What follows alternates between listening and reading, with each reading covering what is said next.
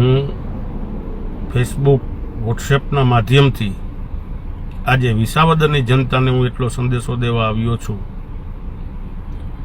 કે ગોપાલ ઇટાલિયા વિસાવદરથી જે ચૂંટણી લડી રહ્યા છે એ ખરેખર ખેડૂતોનો અવાજ છે. નાના માણસો માટે પણ લડવૈયા નેતા છે.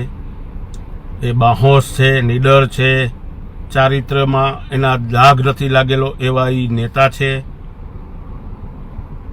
એ વિધાનસભાની અંદર એકે હજારા છે. વિસાવદરની જનતાને હું નમ્ર અપીલ કરું છું કે આ તક, આ મોકો આપ ન ગુમાવશો.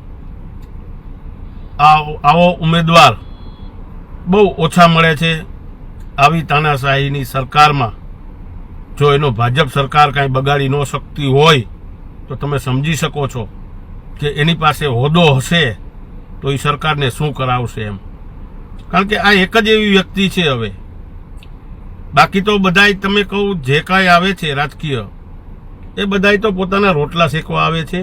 આ ખરેખર નાના માણસ માટે, ખેડૂતો માટે અવાજ બને એવો છે અને એનામાં એજ્યુકેશન પણ છે. 8 ચોપડી પાસ બીજા જે મંત્રી થઈને બેઠા છે એવો નથી.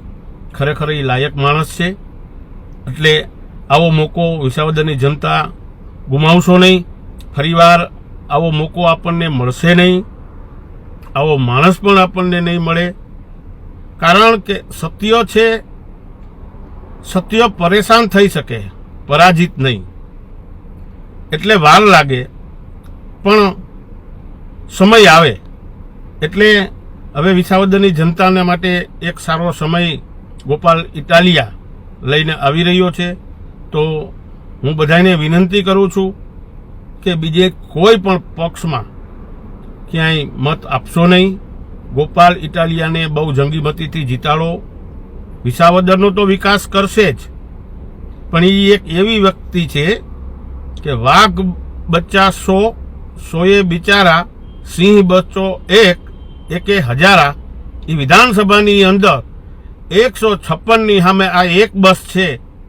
માટે સર્વે જનતાને હું દિલગીરી સાથ નમ્ર અપીલ કરું છું કે આપનો પવિત્ર અને કિંમતી મત ગોપાલ ઇટાલિયાને આપી અને એમને વિજયી બનાવો.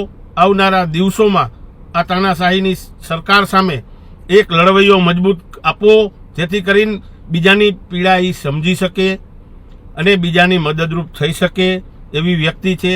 એમને આગળ મોકલો પ્લીઝ. જય માતાજી, જય ભારત.